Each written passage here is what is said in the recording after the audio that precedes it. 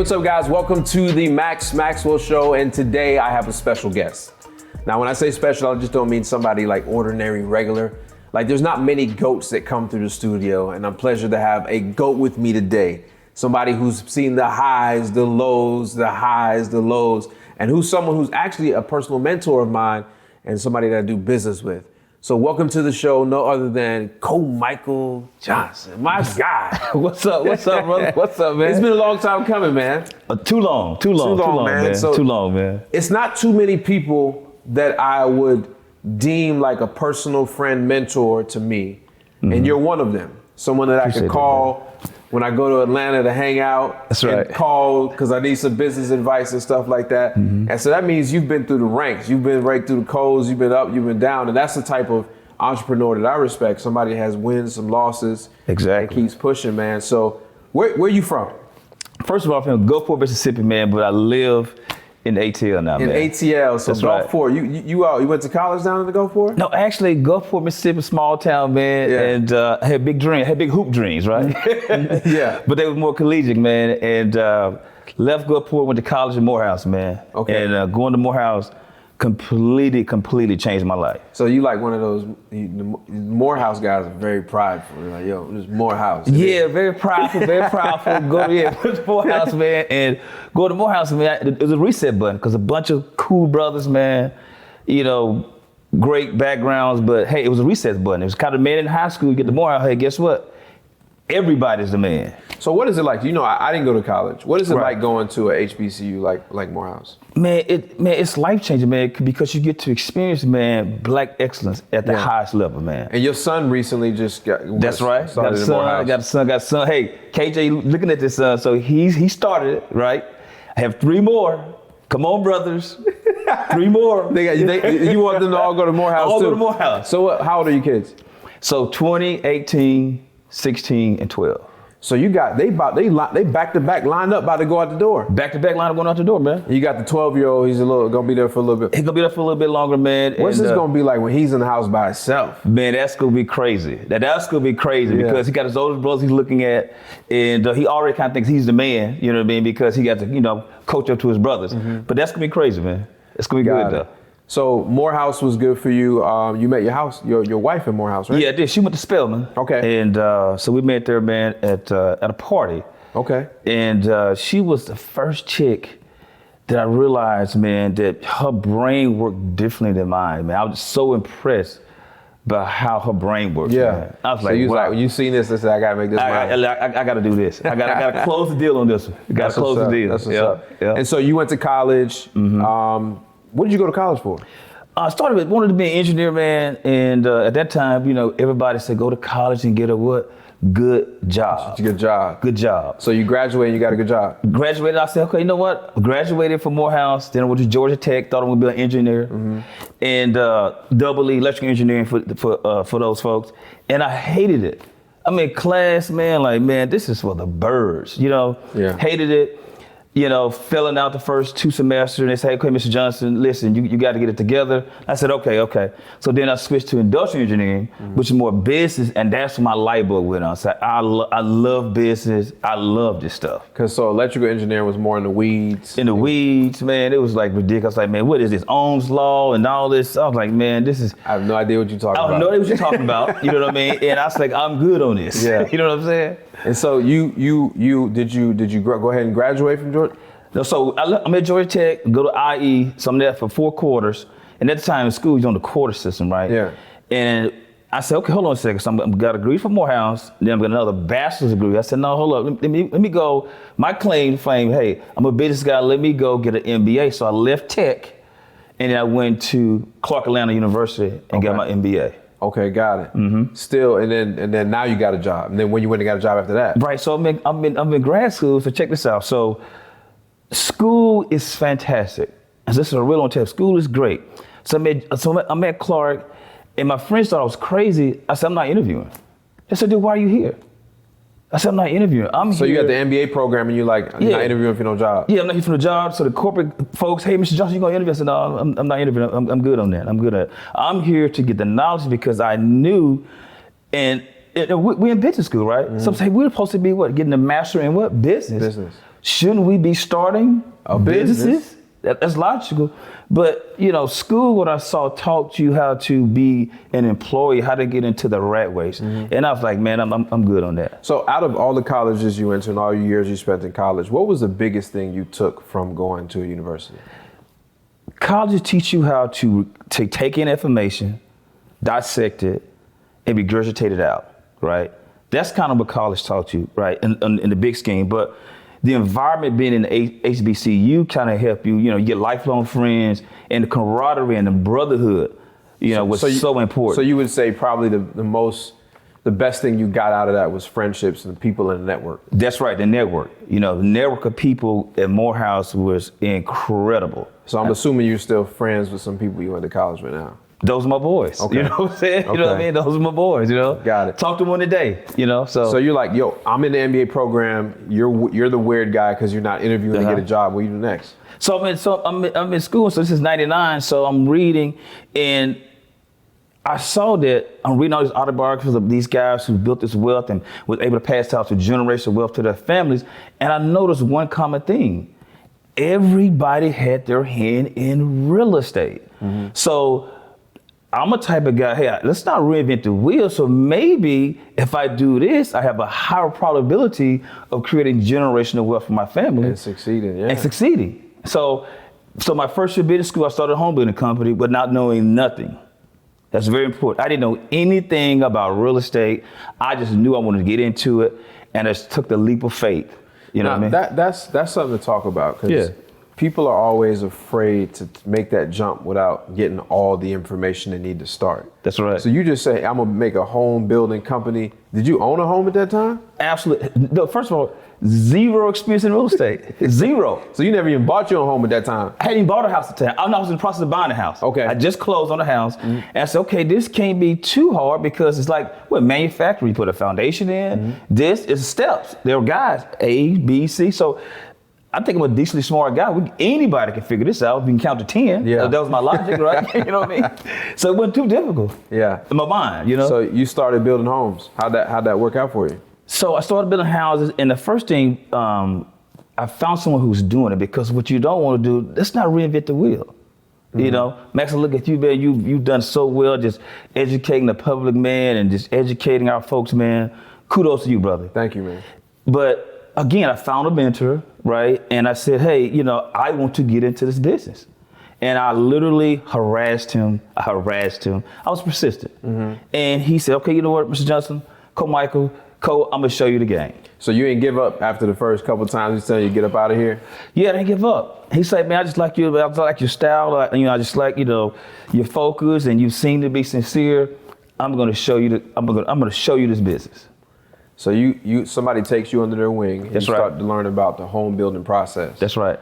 And so, how'd that go? So it went extremely well. So the first year of biz started in 99. I'm green. So I'm asking a bunch of questions, So that's one thing. Just being quiz. There's no such thing as what? Dumb question. Correct. And kept asking questions, and I got the answer. Made a bunch of mistakes. Oh, you don't do that. Okay, do this. Bunch of questions. And the first year in business, we built 3 houses. And I said, man, we have hit the lottery, right? Got 3 houses under your belt. 3 houses under our belt, man. Build a business, start ask a bunch of questions, man. And from 99 to 2008, the last year in business, before the crash, right, we closed 156 houses. So in 1 year. You went from 3 houses to 156. In 1 year, yeah. In 1 year. Yeah, so first year 3, before the crash, 150 units sold. So but what was it like in 99 starting a business in the .com boom? It was, the banks were, the real estate market was buzzing up because, at that point in time, if you guys remember, if you had a pulse, you got a loan. Correct. Correct. So it was easy. Financing was very easy. And I just saw that in the marketplace, hey, listen, you don't have to be a rocket science to do this. Let's jump in, let's try, because the worst thing they could do, man, is tell us what? No, right? So we we harassed the banks. A lot of banks didn't give us capital when we first started because, hey, you have no experience. And my partner, he was a builder. He was my mentor's son, Kerry Wynn. God rest his soul, Kerry Wynn. And his son and I, Greg, we partnered up and we just kept pounding the banks. And until we got a yes. So it was easy for us to sell houses to the end user. Got it. And so you're building all the houses you built, you were selling them. Were you doing anything else in real estate at that same time? No, just building. Building spotlights here or there. And then we graduated to, hey, guess what? Now we want to take the levels to another game. Now we want to buy land and put an infrastructure to become a developer. You know, because there's always levels to this. So we spot building, you know, we did very well financially there. And just, you know what? Now let's take it to the next level. So you go from building 3 houses, doing 150 plus houses, and then you're at the point now you're like, okay, now we can start, because I'm guessing all these houses you're building were infill lots or something. Exactly. Like that. So you're building on infill lots in existing neighborhoods and existing places. That's right. And it's spec builds, right? Spec build, exactly. So you're doing spec builds, they selling like hotcakes. That's right. You're like, man, we could take that land over there and turn it into a neighborhood. You're exactly right. Let me take this land and chop it up into these different lots. And man, we could build more units. And so you did that? We did that. That's perfect. And so you're always leveling up. And so that famous day rolls along that everybody that's old enough knows there was a crash. It was a crash. What was that like for you? Like, in the sense of like, you're rolling, you're booming, you're doing everything that you said you wanted to do, your business. I mean, give me some details in like when you noticed. When did you notice? Because I don't think many people, they talk about it in a very macro. I want you to micro down to me and tell me what it was like as somebody that was a part of what everybody talks about. You know what, man, that's a phenomenal question. I remember in 2005, I was like, man, I was at the office, man, everything's going fantastic. And I kind of felt the temperature kind of change in 2005. And then someone came to us, hindsight's always 2020, Mr. Johnson wanted to buy your business for $40 million. Oh my, so you didn't tell me that. For so you had an offer for $40 million. $40 million. How old are you at this time? I am 32 years old. So you and a partner gonna split $40 million. It's $40 million, right? And I said, okay, you know what? Again, youth, right? And you know, thinking everything, the sun's always gonna shine, right? So we get this offer in 2005, like, man, I just closed on a deal and I see $80 million in revenue on this one. I say, you just offered me $40 million. I'm thinking this guy's trying to chump me off. So we had a couple of $40 million, $42 million. I'm like, listen, we're gonna keep swinging. We're gonna keep chugging along. 2005. 2005. And then 6, things start to change up a little bit. 7, like, whoa. The inventory is sitting too long. And then that September, November of 2008, when Lehman Brothers went down, it was like we had a party, everybody's dancing, having a good time. And then the lights come on, like, whoa, hey. So tell me about, you're selling a bunch of homes. How fast were these homes selling? Oh, but it was so crazy. As fast as we could build it, because sometimes we were late, you know, because, you know, everybody's building at that time. So one homeowner would leave, right? Had a house for $225. Then we'll raise the price $20,000. The second homeowner, like, hey, well, I got to get another house. We'll raise it to $275. So it was bananas. And everything's appraising out. Everything's appraising out because we're doing infill. We're in the quote unquote right now where everybody is in town. Yeah. We were there back then. Got it. So homes were selling like crazy. So 2007, you started to feel something changed. What was changed? It was just the houses were sitting too long. The house was sitting too long, and then the lenders were like, oh, we're not going to finance this. And so they start pulling back from who they're approving on. That's right. Start pulling back. Things started tightening up a little bit. And you look, you know, you got communities, you know, we had communities all over, not only Metro Atlanta, but in other markets outside of Atlanta. Like Marietta. We had like stuff in Metro Atlanta. We had stuff in Griffin, stuff in Athens, Georgia. You know, we was shooting for the stars. You was booming. We was booming. And so you feel the restraint on capital coming from the banks where they're like, oh, this lender didn't get approved. I'm guessing the realtor's telling you, or you're selling them yourself. That's right. Oh, this one didn't get approved. This get approved. The homeowner. Then the homeowner stopped. The traffic started to slow down. It's like, whoa, things are changing. The air started to change. And then Lehman Brothers. Explain, who's Lehman Brothers? Lehman Brothers was a big shop out of New York, a big financial organization out of New York, and they implode. And then we started to see banks implode. So you say you were literally at a party. You guys were celebrating, networking event, and the news flashes? News flash like, whoa, so what does that mean? And then everybody like, whoa, what does that mean? And then you're like, whoa, this is what this means. Like the party is over. And then the phone started ringing, all the lenders, hey, Mr. Johnson, we need those loans called due. Like, whoa, what do you mean? You just lent on this last year, and then we got to finish this out. No. We need to come in, look at the financials, see if you guys gonna be solvent. I'm like, whoa, let's work through this. So as a builder during those times, what is your perspective of like what actually happened? Now it's hindsight.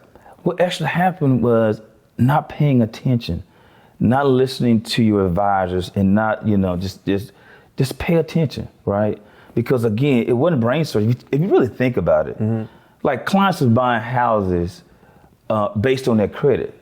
Well, you could have told the bank you made anything. If you had a 700 credit score. So this is a no doc loan. No doc loans, right? So, but when did that become a thing? When did no docs become? I don't understand how. It has to be some blame to go around. Of course, Wall Street. They got greedy. All about fees. How can we put a new exotic product out here to keep the money going? And we all bought in, right? We all bought in. Like, hey. So what were you thinking when you're building houses? And a year ago they appraised at this value, and then now they're appraised at this, and you're like, I'm thinking the whole world is turned upside down. Man, you had it, because even now I look at like now 2021, and I'm looking at housing prices, and I'm like we're doing flips. And we're like, yeah, we can sell this for like 189, and we're getting offers at 206 or 185 from 206, and I'm like, no contingencies. I'm thinking in my head, this is insane. How is this house going to appraise for this when there's nothing that the comps haven't showed that? Exactly. So you're seeing your new build projects going, I'm just using numbers, you're selling at 150, next thing you know is 175, 200. For the same product. So you start to believe, wow, this is great, this is fantastic, right? But on the other side of it, this person buying this property just has a credit score, right? So hindsight is always 20/20. Just look at the fundamentals. Is this person solvent? Can they buy the property? You know what I mean? And all of us bought into the hype of that, and it came crashing down in 2008. And I never forget 2008, banks, I'm getting these calls from banks and suppliers are suing me. And so when you say that the banks calling loans due, you're building a small community, you've borrowed money from the bank to get the materials and put the infrastructure in on the raw land. And they're calling you the next year and saying, hey, we need this loan due. But Mr. Johnson, we need you to continue to pay these interest payments. So interest payments was ridiculous, $300,000 a month in interest, because we borrowed a lot of money. We shooting for the stars. And interest, so you see $300,000 a month, I don't care how much capital you have, that's a big number every month. That hurts. Like, oh my God, that hurt. That was a painful thing. At a certain point, we bled through all the capital. $10 million bled through trying to keep a dinosaur alive. So you're building for years. You've been able to build up $10 million in liquidity. The bank's calling the loans due. You got to pay these interest payments. What is it like? I was a real estate agent at this time, but I had no skin in the game. I knew, I was helping people buy and sell homes. Right. I know the effect that I've seen on my end, but what is it like going home every day and just knowing that you got to cut this check? What, did you sleep? Dude, you don't sleep. And totally honestly, man, when you go through tough times, and we're all human. Yeah. Depression kicks in. I had that. Anxiety. Or you start questioning, man, do I have it? How did I get myself into this? Questioning, do I make good decisions? All those things just come into question. And when you're going through it, man, it is painful. It is nothing easy that I wish on anybody, because the internal battles you have between your two ears is incredible. And you just stand up, man. I just never forget, man, laying in the bed looking at the sky like, man, God, how in the world did I get myself in this position? I'm bleeding so bad right now. I'm bleeding so bad. You just looking, and you got to get rid of everything, and houses getting foreclosed on, cars got to get repoed. Hey, you got to tell her, hey man, you got to come get this. Nobody gonna tell me nothing with $10 million in the bank, and I'm building, I'm selling, I'm building. Exactly. So you howl the hall up and think you're invincible. You think you're invincible. And it was the best thing and the worst thing that happened to me at the same time, if that makes sense. It does make sense. So at this point, do you wake up one morning and realize it's over, or is it a slow bleeding process that you just Oh, it was a slow bleeding process because you got this, you're hoping, man, this is gonna get better. It's gonna turn around. It's gonna turn around. This can't let me. My God, just last year, man, we got, we're doing $4 million in revenue just last year. And a year later, you are negative. You're like, it's gotta turn around. It's gotta turn around. And you're just hoping. And so what was it like that morning you woke up and you're like, this is it? I mean, I'm drained. They took all my money. It was devastating. So now at this time, guess what? You're married during this time. Married during this time. What was it like? You had it, and you're still with your wife. Yeah, so she was the right one. Right, so check this out. Yeah, so check this out, man. Brother, when we first started, it was just she and I. Mm-hmm. Now we have 4 kids. Oh, I didn't think about that. You have 4 kids. So it's easy to move around, just being a wife and just keep pushing. But now we got 4 kids. You got 4 mouths to feed. 4 mouths to feed. Ramen noodles ain't gonna cut it. Ramen noodles ain't gonna cut it. And you used to hear. So what you do is you become, I call a value engineer, right? You start to piece things together. You start to make, you start to learn how to make a dollar stretch. I really, really, really know how to make a dollar stretch now. So those skill sets you learn from those things are invaluable. But like you said, when it's just you and your wife, it's okay to go sleep on an air mattress. Yeah. But not when you got the kids with you. Now you got the kids with you. You know what I mean? So you got to figure things out. You got to figure things out fast. And you want to talk about a motivator? You want to talk about a motivator? That was my motivation. It wasn't about Komichel Johnson anymore. It was about, man, I got a family to feed, man. Like, man, we got to figure this out. Prayer, looking to God for answers. You know what I mean? Because it was a slow bleeding process. Mm-hmm. You know what I mean? It's devastating, man. So how long did you stay down? Man, you know what? Because when you in, you're just going down, and like I said, in that process, you kind of lose confidence in yourself, man. Mm-hmm. Man, it's like, man, do I still got it, man? How do I get myself in here, man? And you just kind of every day by faith. You just kind of, you know what? You're down, you're feeling depressed, and so I started walking in the morning, and just each day was like, just take a step forward. So every day you was trying to say, I'm gonna be active, I'm gonna get better. I'm gonna get better and active. So when did the light bulb go off for you and was like, this ain't me, let's get back to work? That's right. So you kind of walking, and then you say, hold on a second. You've done this several times, you can do it again. Now you got more motivation. And you're looking at the landscape, and this is what I realized. Someone told me this, and I'm gonna tell everybody this right here on the screen. They got this saying called, never let a good crisis go to waste. Mm. It was chaotic. We were in the middle of a crisis. So when you're in the middle of a crisis, that's where the big opportunities are. So say it again, never let a good crisis go to waste. Never let a good crisis go to waste. That's so important. If I can want any takeaway, never let a good crisis go to waste. And I started looking at the landscape. The banks are giving houses away that we built below replacement costs. Mm. So I said, hold on a second. I don't have to be Albert Einstein to figure this out. You know what I'm saying? I don't have to be Albert Einstein to figure this out. This is opportunity. Mm-hmm. Komichel, change the way you're looking at this. God has given you a silver platter. Everybody has completely run from real estate. Right, wrong, or indifferent, you stayed in the game. Figure out a way to monetize this, not only to help those folks who got foreclosed on, but also help your family. Mm-hmm. And that's what I saw. The light bulb came. I was like, whoa. And you asked a good question. When did it come on? A house that we built got foreclosed on. We sold it for $250,000. The bank foreclosed on it for $60,000. And I saw a family move in. I said, hold on a second. There's no lending in America. Who bought that house? So a house you sold a year or two before for $250 million. Brand new home, barely lived in. Homeowner. Foreclosed on. That's right. It foreclosed on. It is sold for $60,000. $60,000. Just imagine that. So there goes, never let a good crisis go to waste. Never let a good crisis go to waste. And so hindsight for me, I look back now, and this is when everybody that I know is currently in real estate that's older, this is where they made all their money at. Exactly. In the downturn. You realize your capital when things are going great. Everybody's like right now, 2021. Yeah. Real estate is booming. It's fantastic. Everybody's in it now. Everybody's in it right now. So you and I look at it like, okay.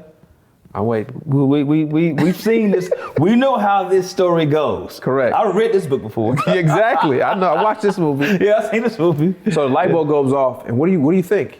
I'm thinking like, whoa, then you got to figure this out. So I go back to the same banks who we got defaulted on the notes.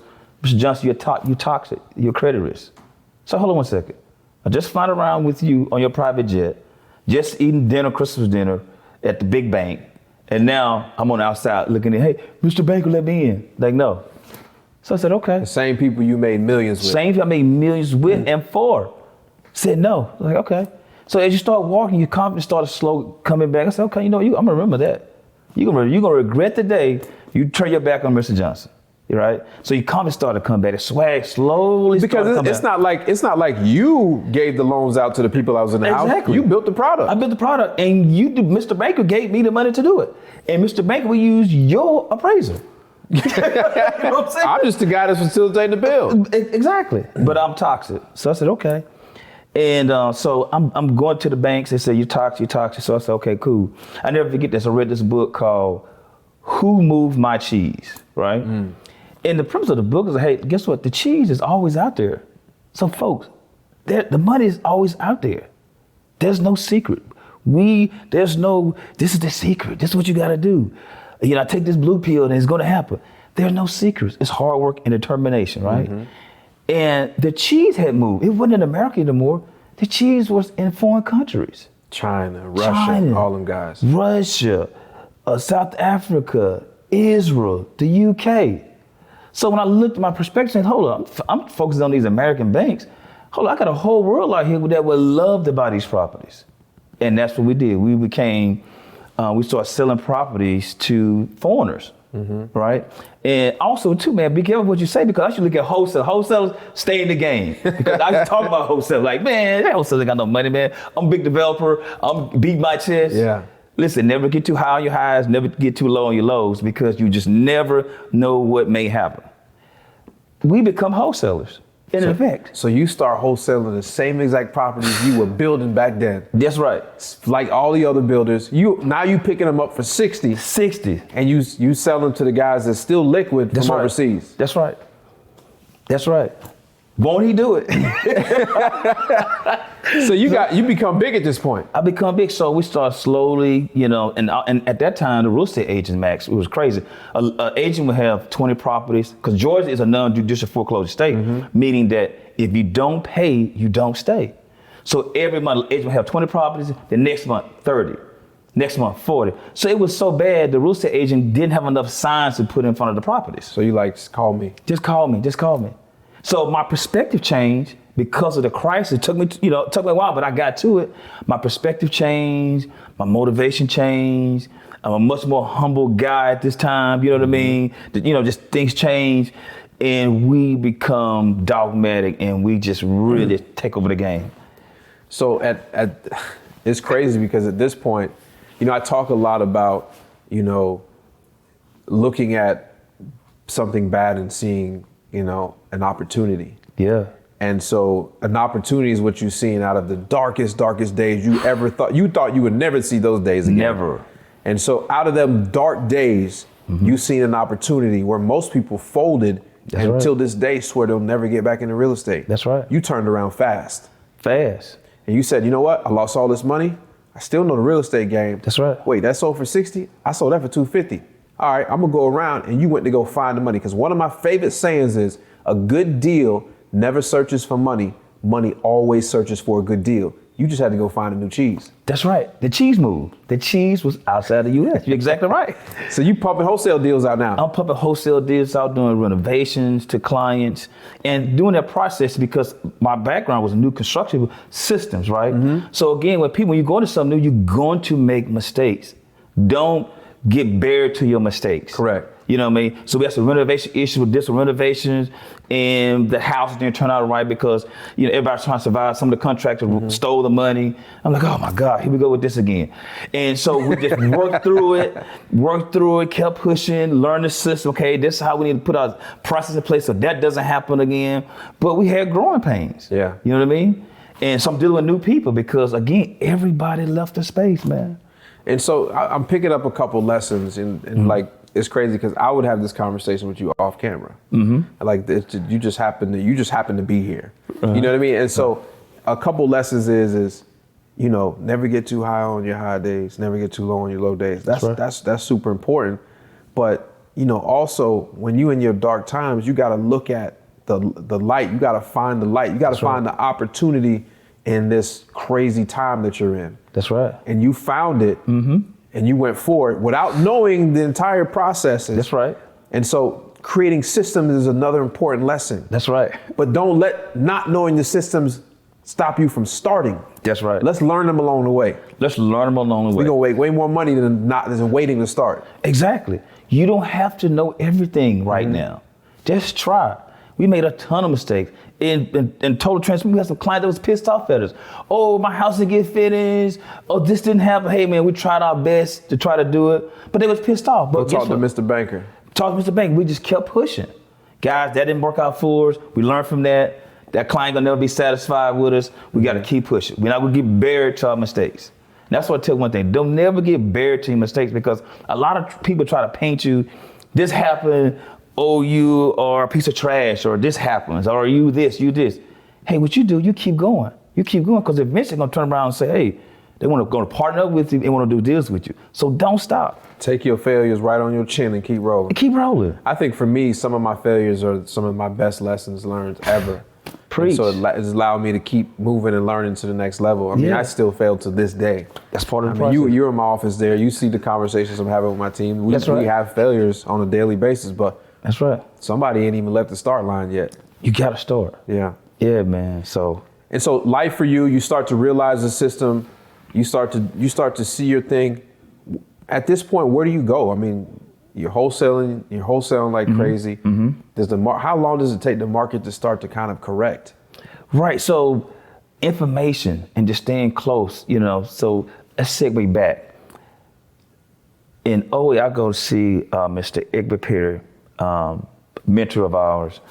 And he said, so that's where you get your guide from, and your because you're my mentor and you got a mentor. That's right. And now we share the same mentor. That's right. And so this guy is the truth. Yeah, Mr. Perry, he's the truth. He's a legendary guy in the space. If you don't know, just research him, Egbert Perry. Just go Google the name. He's done so much in terms of redevelopment, neighborhoods, urban America. And when he came here to this country, his mindset was he wanted to change how urban America lived, right? And he has definitely made his mark in that space. But I went to go see him at his house. I said, Egbert, he hate for you call him Mr. Perry. I said, Egbert, man. He said, man, this house thing is tough, these banks.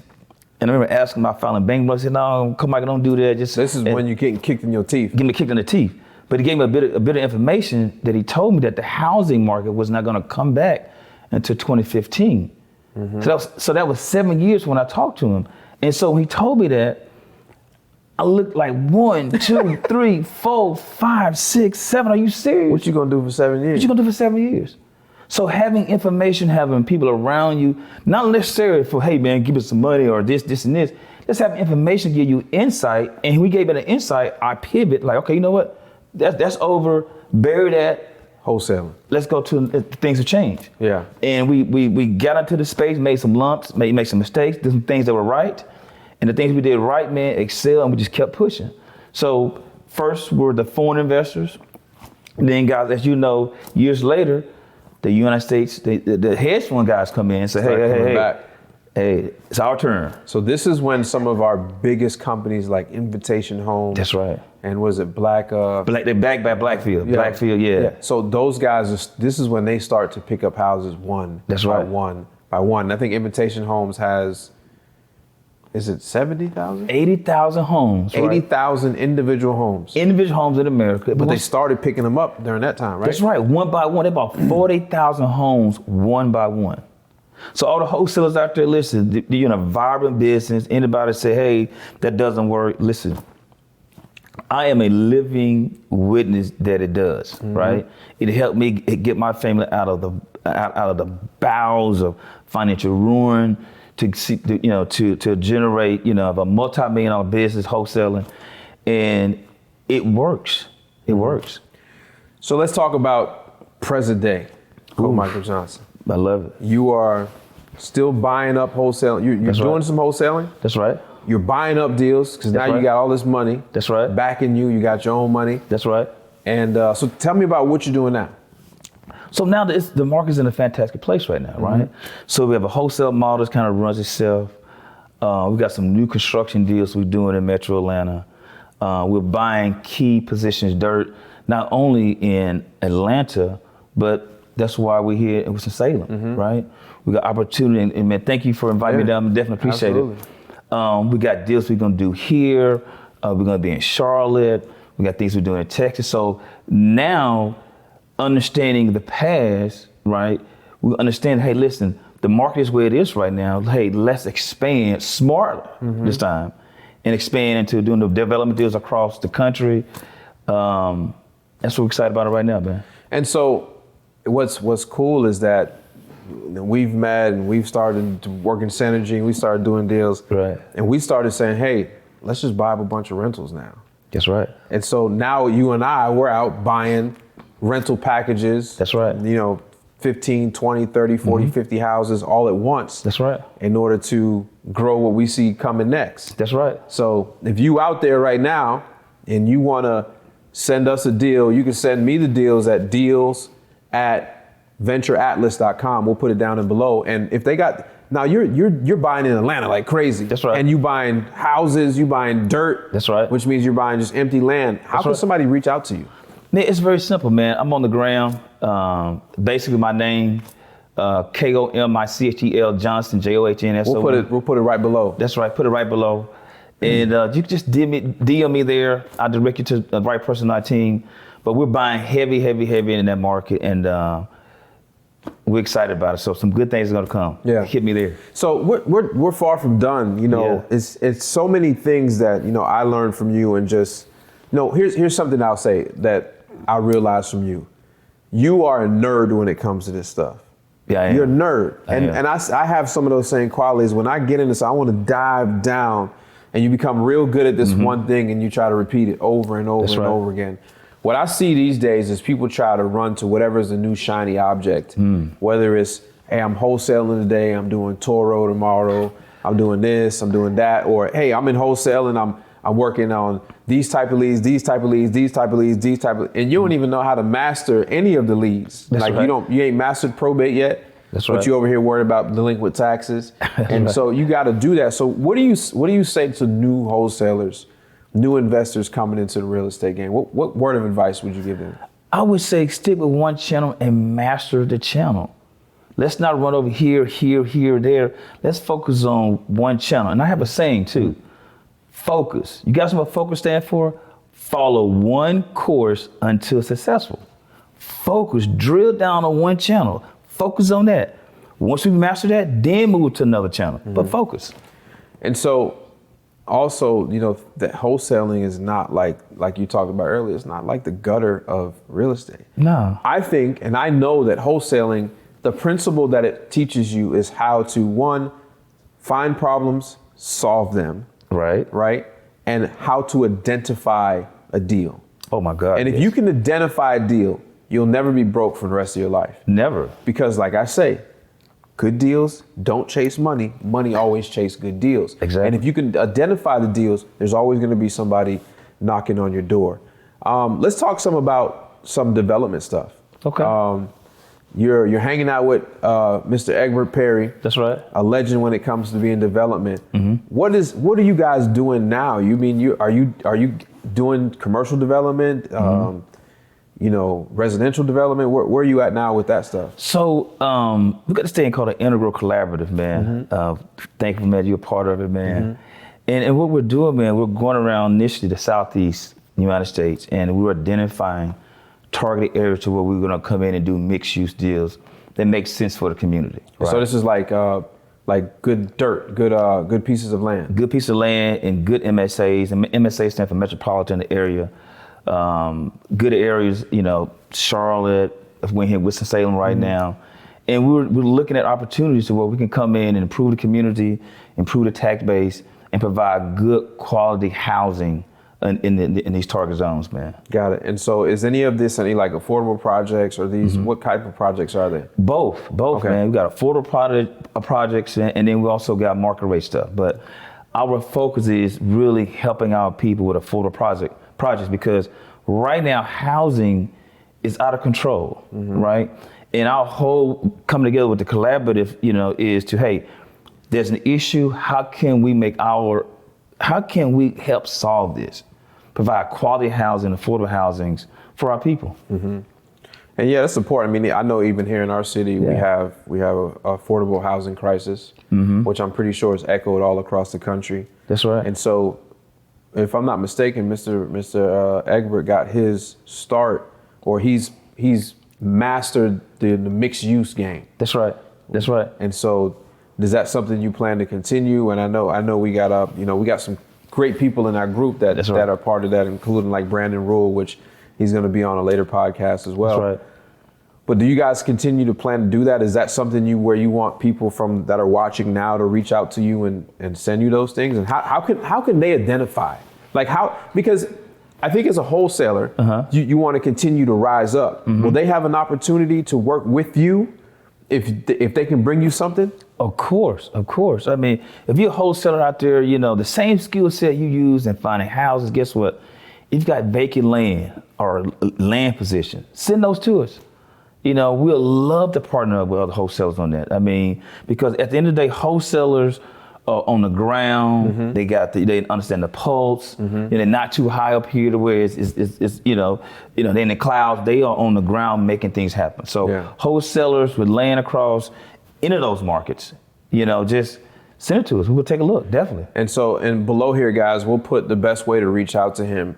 And I think you definitely should take advantage of this opportunity that if you're in a good, metro area and you find some good dirt and you want to work with Komichel and his team. And I think the good thing about it is he's going to teach you along the way. Not only you're going to get paid for what you bring him, he's going to buy it from you, but he's going to give you some game so that one day you can become that developer and you can be knowing how to identify these deals and go out and get the money. So we'll make sure we put those in the show notes and right below this video here. But man, this has been fun. And it's cool because it's a lot of times, there's a lot of videos out there. There's a lot of people that's in real estate. That's right. That's pretending to be in real estate. That's right. That's, and so I like when I get to be around genuine people that work their butt off every day, that's successful, and they still striving to be great. And so I appreciate you coming down and spending time with us. Any departing words for anybody out there? Man, listen. Again, brother, appreciate the opportunity, man, to talk to your audience. We all know this guy. He's a guy. He's a real. I'm learning from you, man. I'm learning from you. He's a guy, man. And I thank you humbly for that, man. Hey, man, I'm just a servant leader. And I would tell anybody out there, man, listen, you got something, especially in real estate, anything, a dream, don't let nothing deter you. Continue to push. Are you going to make mistakes? Yes. But like Max said earlier, just start. Don't let nobody deter you. That's not going to work. Just start. And guess what? If that doesn't work out, put another shirt on and start again. So I would just say, man, keep pushing. But you're in real estate right now, this is a fantastic market, and we're going to be able to help a lot of people do very well for themselves. The Generation Wealth Tour that we started, that's only beginning, right? We got more great things coming in 2022, so get ready for it. Thank you again, brother. I appreciate it. So if you guys have been watching, I appreciate it. Please do me a favor, press the like button. And if you're not subscribed, please join me and be a subscriber. It costs you absolutely nothing. And don't forget to look below in the show notes for the contact information for Komichel Johnson.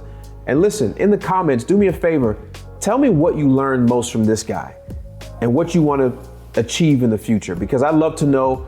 And we'll be bringing you more shows, more and more and more, often. But I thank you guys for watching, and I'm out.